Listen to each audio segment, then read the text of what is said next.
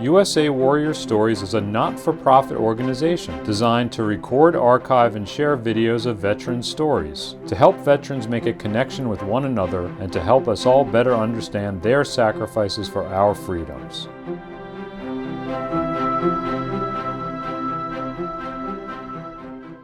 My name is Jay Lawrence. I'm 21-year retired Army combat veteran. I served in Fort Stewart, Georgia, Fort Lewis, Washington, Schofield Barracks, Hawaii, in Brooklyn, New York as an Army recruiter, in Orlando, Florida as an Army recruiter, and Enfield, Connecticut as an Army recruiter. And before that, I was in the infantry. Tell me one story that sums up your military career. Yeah, I would say that one story would be me being in Iraq, and it's really how I earned my Purple Heart.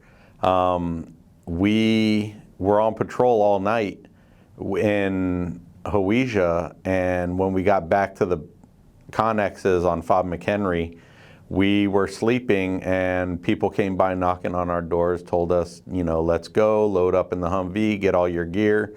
Nobody knew what was going on, and as we drove into the town of Hawija, all we heard was gunfire. So we ended up pulling into the ING building, which is the Iraqi National Guard, and we maneuvered throughout the whole city on foot, diagonally basically from one corner to the other. And when we got to the other corner, we ended up getting hit by 2 RPGs when we were stacked up against a wall. And when that happened, the whole wall next to us got knocked down. A dust ball there, nobody knew what was going on with anybody.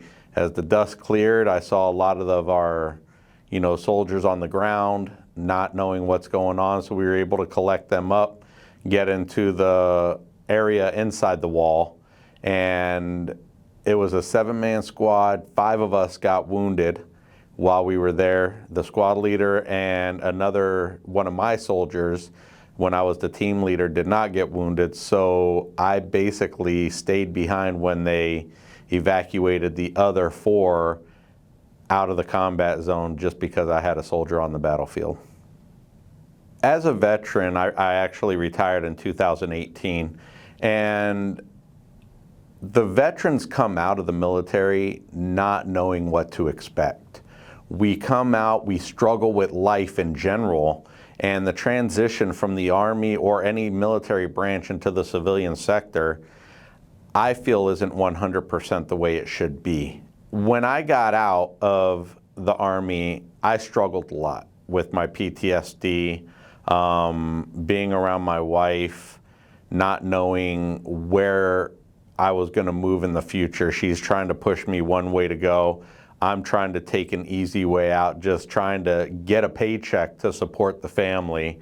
And I was with that job for about 1 year and a couple months, and then I got fired just because the standards that we had in the military, they didn't have. And they let me go because I was holding them to a specific standard. And when I ended up getting fired from there, a friend of mine reached out to me and said, listen, put in your junior ROTC packet. I have PTSD. I was able to get in. You can do it as well, because I was always told you're not going to be able to do it with PTSD. So I did it, and I ended up getting in. And once I started teaching junior ROTC, I'm like, well, now that my transition is done, how can I give back to the veteran community to help them? So I started wanting to educate individuals about the military, about the veteran community. So I started doing a television show at Staten Island at that time, here in New York City, local show, talking to veterans, talking to veteran nonprofits about what they're doing. And then COVID hit. So I decided, well, let me move into podcast. So I started doing a podcast. That went very well for a while, but then I started thinking, well, comedy really interests me. Let me try it out and see where it goes. And I've talked to individuals like Brad Williams and Jeff Ross, and they kind of gave me a couple pointers. So I decided to put my money where my mouth was and got into comedy. Now, I'm actually a teacher as well. I do teaching during the day, and I teach junior ROTC. Thank you. Thank you. But one thing that I really don't understand are the things that kids say nowadays. It just baffles me. I had a kid come up to me and was like, "Hey, Sergeant Lawrence, you look drippy." I was like, "What the fuck you say to me, drippy?" Swear to God, I was about to throw hands with a 14-year-old in the hallway. Right? Well, I learned that later. I learned that. But you got to understand why I actually thought the way I thought. Because the last time I was told I looked drippy, I had to get tested for STDs.